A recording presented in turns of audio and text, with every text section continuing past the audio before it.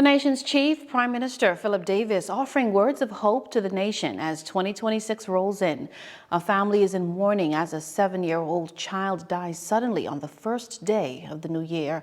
And a union president giving an update on where her organization stands as 2026 begins. These stories and more coming up in tonight's newscast.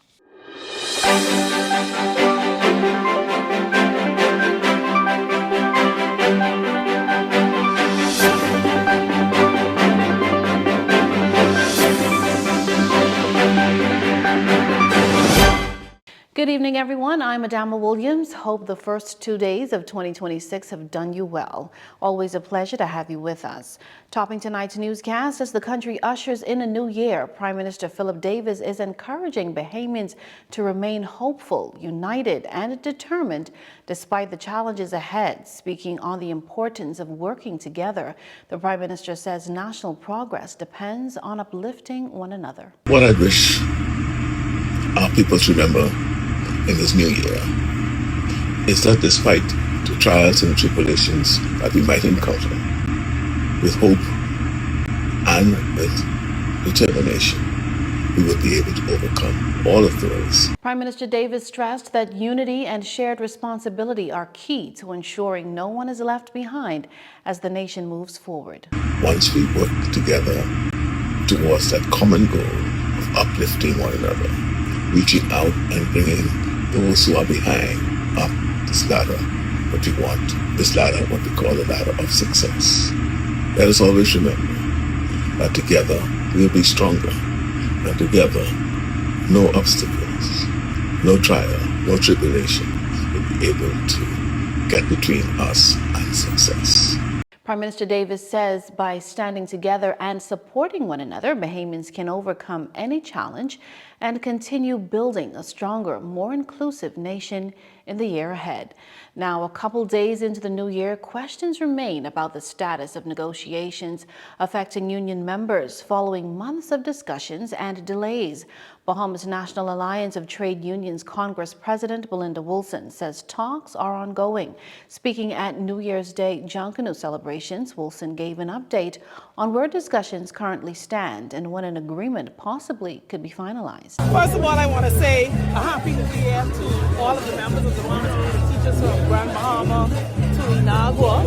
And we are at the negotiation table and we are at the financial part.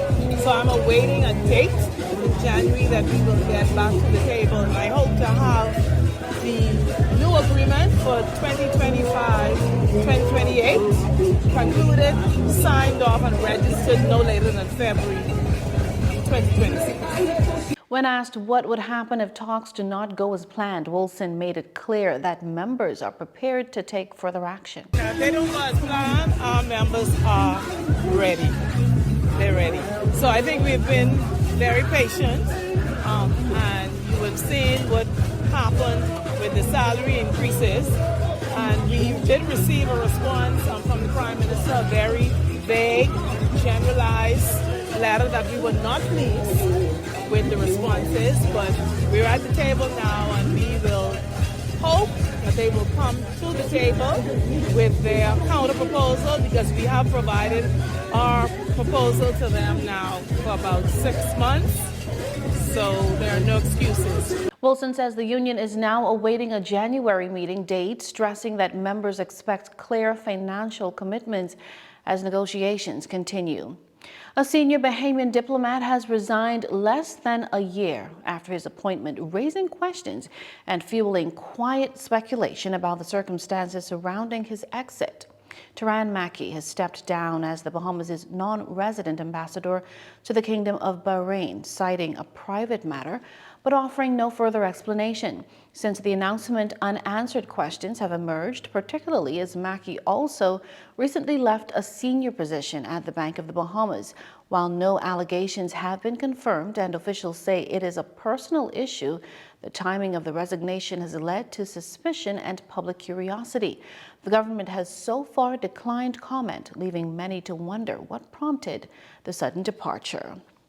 Turning now to news from the courts, the Supreme Court has awarded two brothers $15,000 each in damages for being wrongfully detained by police on suspicion of murder for almost 24 hours. Emerson Bethel was arrested because police thought he might be a man known as Fat Boy, and his brother Gerard Bethel was detained because he was with him. According to Justice Leif Farquharson, these presumptions did not meet the constitutional requirements necessary to deny someone their freedom.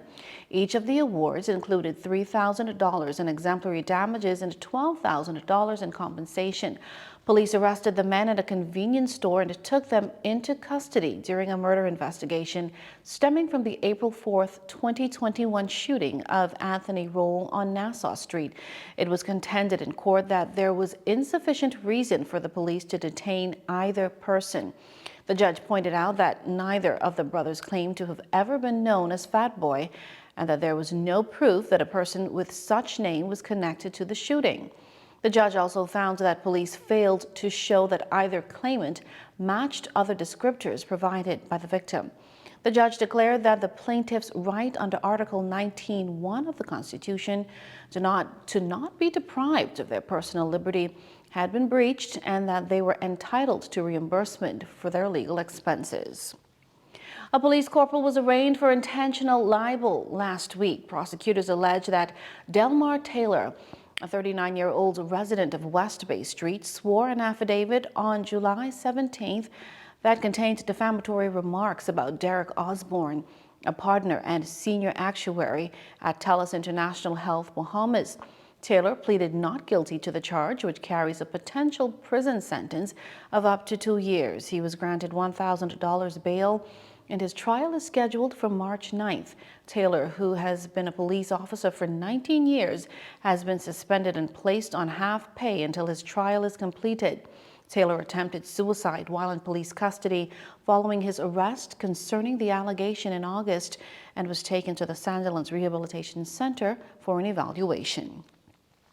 It was a battle that was birthed in the Bahamas, and for now it seems it may be over. Billionaire hedge fund manager Louis Bacon has won his long-running defamation lawsuit alleging that former fashion mogul and convicted sex offender Peter Nygard spread lies about him during a public spat over their adjacent properties in the Bahamas.